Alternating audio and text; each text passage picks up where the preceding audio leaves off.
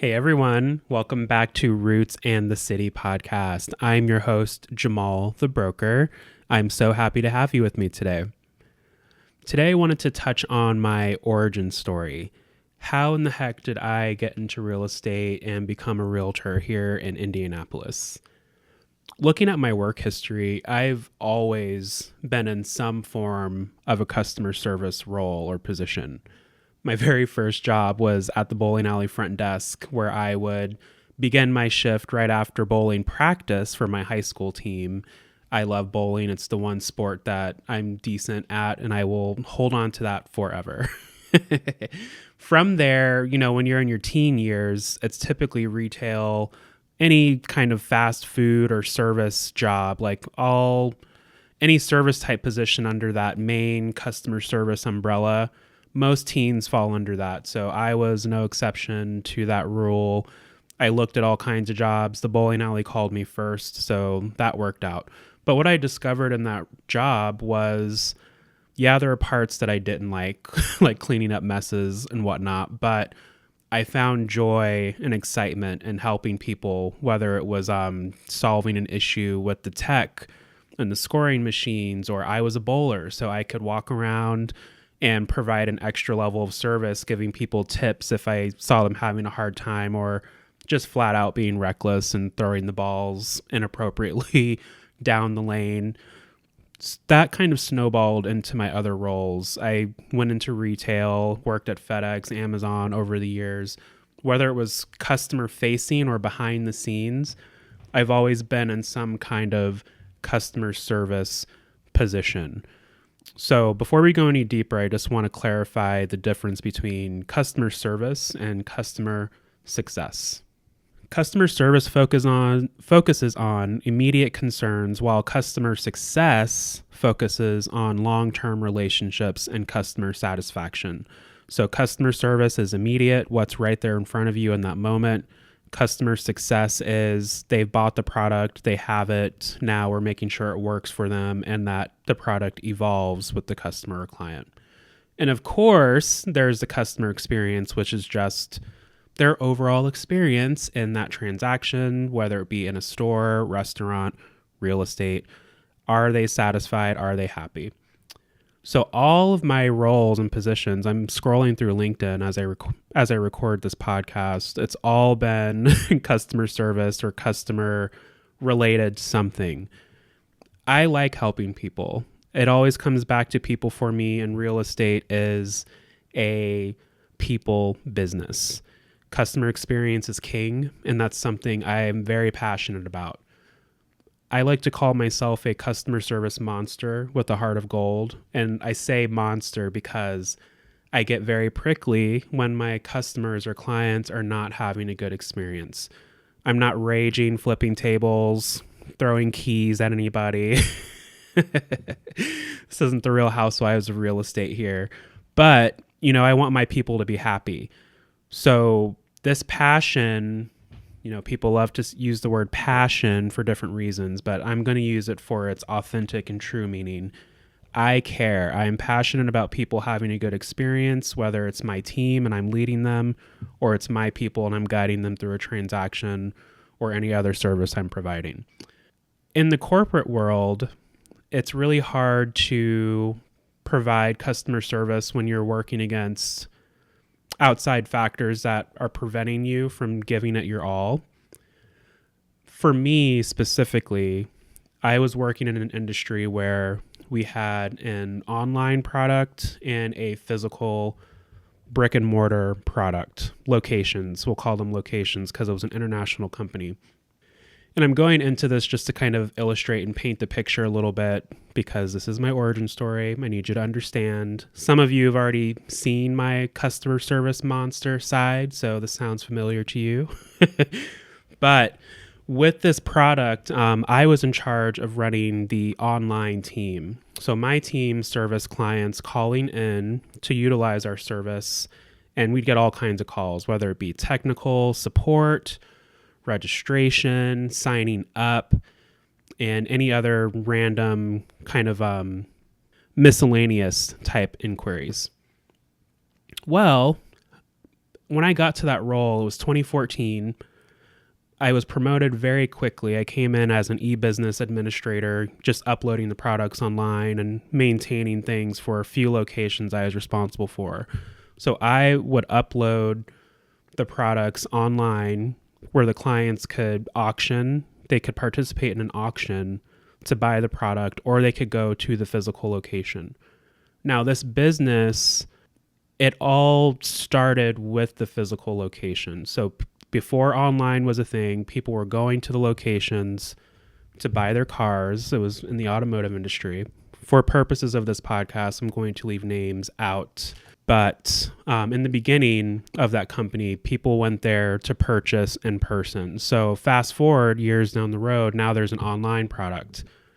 Well, that business was growing really fast and really well. And with growth comes, various issues with any company across industries. It's just adjustments companies need to make for their client experience, their customer experience, to improve upon things and to fix things based on feedback we're receiving from the public.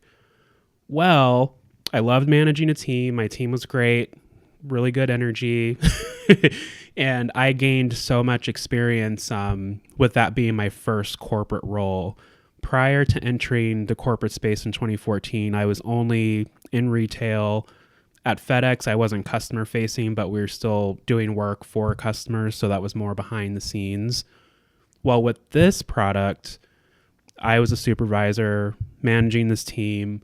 People would call us when they were having issues with the online piece of this business. So you would think that the physical, all in one company, you would think that the physical and the online aspects work together, but I was in a space where it felt very separate.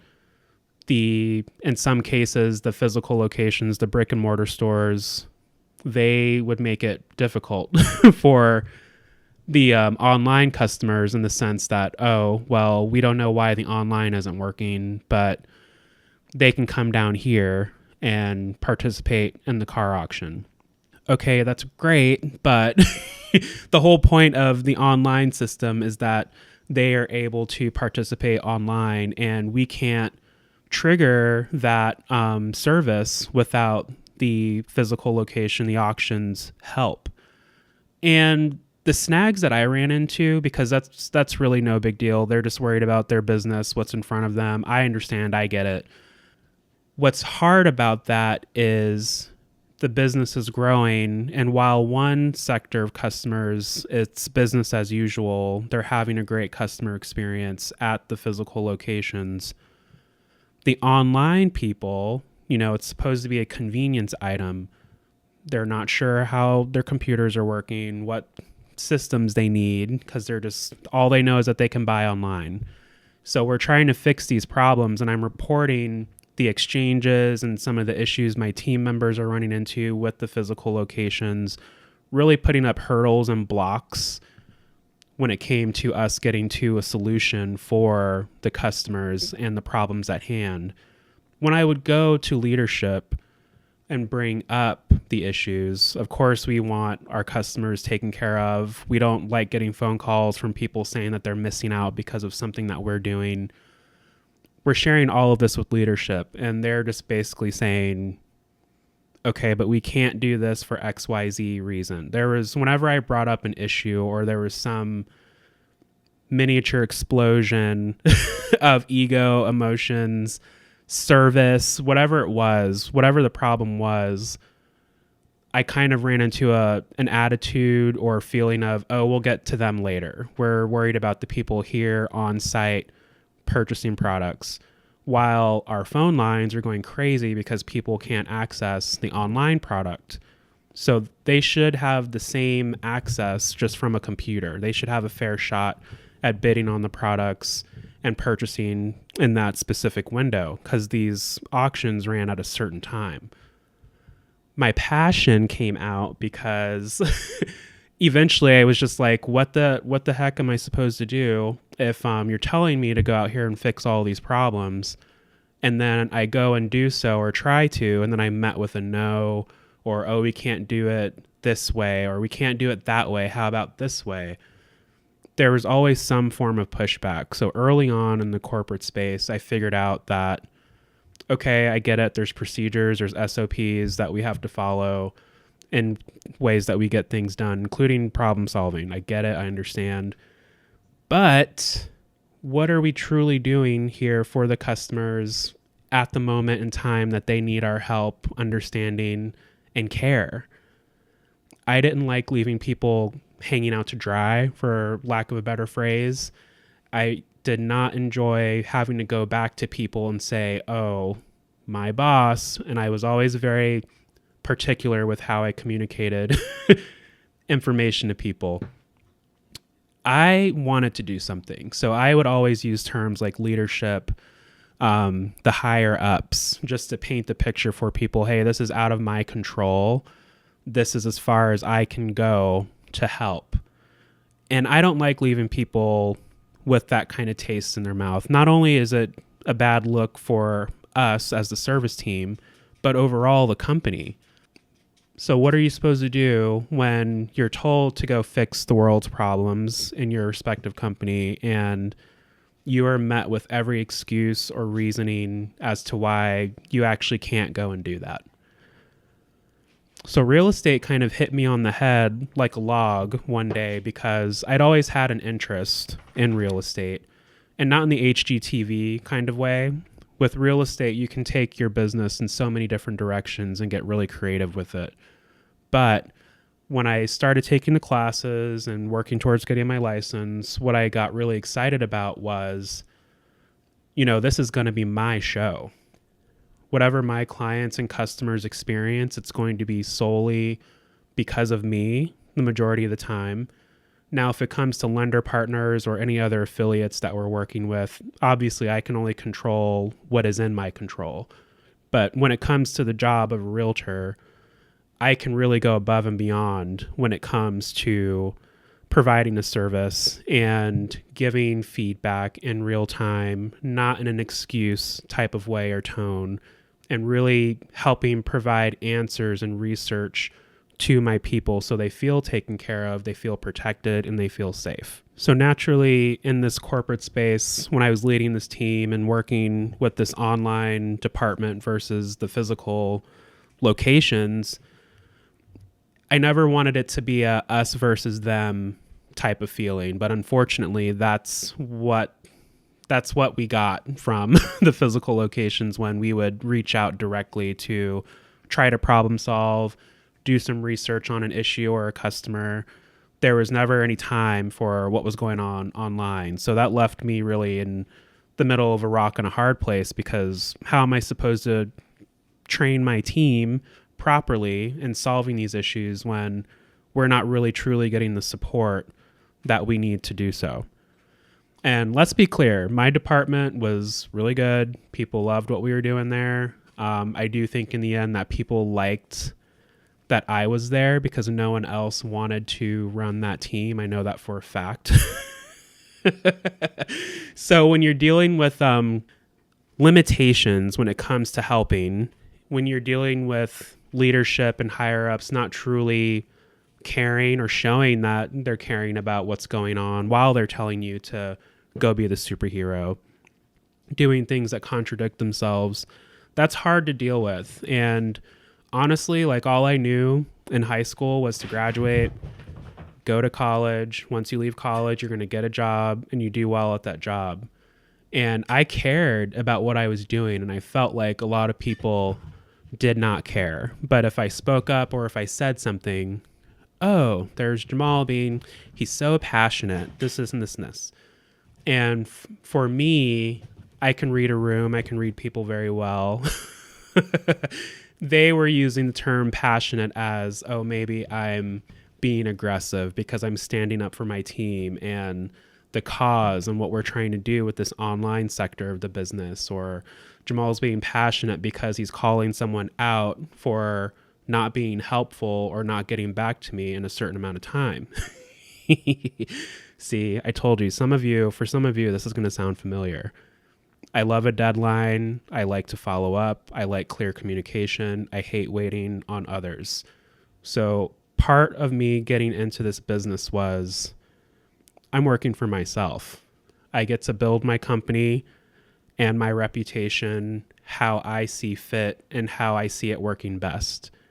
And the customer experience is king for me. It's everything. We are a referral-based business. We are a people business. If I'm doing a bad job, it's because I'm not doing something or I'm not providing something. So eventually I left that position and went somewhere else. And as you have heard on earlier episodes of the show, unfortunately that company went under about a year after I had my license. So thank goodness I had my license under my belt, because that is how I became a full-time agent. Myself and others were let go at the company I transitioned to. I was there for about 3 years before that happened. And here we are. I've had a number of transactions. My business is growing every year, and my referrals come highly recommended because my people are taken care of. If anyone has given me any constructive feedback for affiliate team members or anyone I'm working with, I do my best to correct and communicate those items to the people that I was working with then. I'm not on a team. I'm just solely myself as an agent here in Indianapolis. So I don't mind providing my customer notes to an inspector, to a lender, whoever it might be that's working with us, just to say, hey, they weren't kind of cool with this, or they did not understand this process. Maybe in the future we should work together to figure out a way to communicate this more clearly. And that's just because not only am I looking out for my reputation, because if we're a team, I want you to be doing well too. So if you're an inspector, if you're a lender, if you're one of my cleaning people that goes and cleans the house for the listings, it's all professional, it's all clear communication, and it's all expectations management. We are going to do what we say when we say we're going to do it, and it's going to be a great transaction. My whole goal is to be as easeful and as helpful and as educational as I can with customers. Now that I'm in year 4 as an agent, it's really fun because I get to do some more things, especially when it comes to getting creative and problem solving and being more proactive about some of the things that I've seen in the industry and laying that next to my work experience. Over 20 years of customer service experience is what I bring to the real estate industry. And what's cool about real estate is that if you talk to any broker or agent, most people started in some other field or career.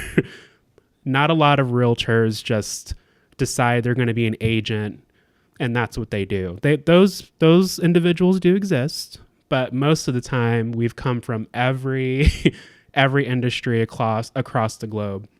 So customer service is really like my main superpower. It's top tier. I don't like to have people waiting or wondering where I'm at. I don't mind questions, but I'd rather my people don't have to ask them, because I'm giving them so much education and support that they feel like they know exactly what's happening.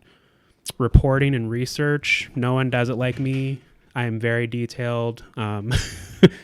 Excuse the sounds in the background. Eddie's having a blast with this tennis ball. But reporting is one of my main hobbies in real estate. I love pulling comps, comparing homes to each other, comparing neighborhoods and the overall market, and providing that research to my people in a way that's very easy to digest and follow. And of course, I've said it a few times, creative problem solving. If someone tells me no, I'm not just going to sit back and accept it. Now, it depends on the situation and what's going on, but I don't stop at no. Is there something else we could do? Is it a hard no, or is there a way that we can get around this? Is there a different way we can approach this scenario to get to the same outcome? Or is there a way to lessen the blow of this particular issue that has arisen? We can go above and beyond, and there's no one telling us we can't do it. Now, we can only control what's in our control, but most of the time, we have the power to really, really, really take care of our people the way they should be. Realtors are here to provide a service and guide people through one of the biggest investments of their lives. The best thing that we can do is show up for them, and not with a pocket full of excuses or delays, but rather proactive and creative problem solving and approaches to a market that is very tricky right now, a market that's been up and down in its own way over the last handful of years. But with the right mindset, everyone's having a great time. Everyone's getting through the transactions, easy breezy, happy closing. That's what we want. So really, it's not that I have an issue with authority. Let's be clear.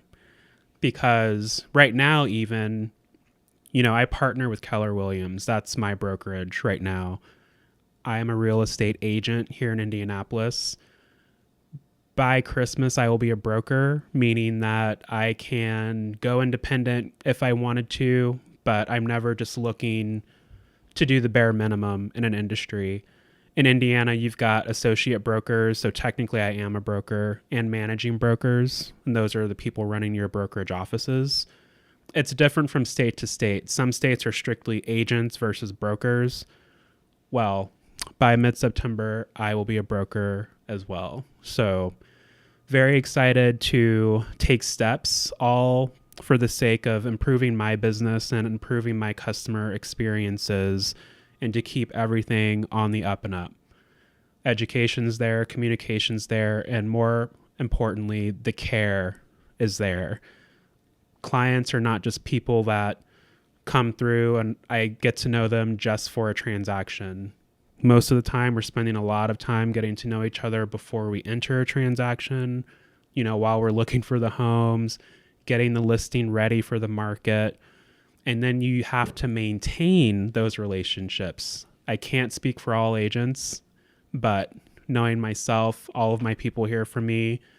I'm providing information, updates, anything they need, I'm here. And that's solely because of the experience I had working in the corporate world and running into way too many excuses for my liking when it came to helping my people. So there you have it, people. That's how I became a realtor, soon to be broker here in Indianapolis. I care. I am a customer service monster with a heart of gold. My goal is to get you what you want in the most easeful way possible. And I don't stop until that happens. I play well with others, so it's not a super aggressive time ever, but I can ask hard questions. I negotiate down to the dotted I's, to the crossed T's. Whatever you need, I'm your real estate warrior. So let me know in the comments, what was some of your work history and what's your origin story? What are you doing now in your respective fields or in your life? Share your origin story with me in the comments wherever you listen. Remember to rate and review as well after you leave that comment. I'm definitely curious to hear about some of your experiences in the working world and with clients, other agents, if you're listening, other brokers as well. I definitely want to hear from you. All right, y'all. It's summertime here in Indianapolis, so I hope you are checking out the state fair. I went over the weekend, had a lot of amazing fried food. That's the best part, honestly. I'm kind of aging out of rides. Played a couple games. That was cute.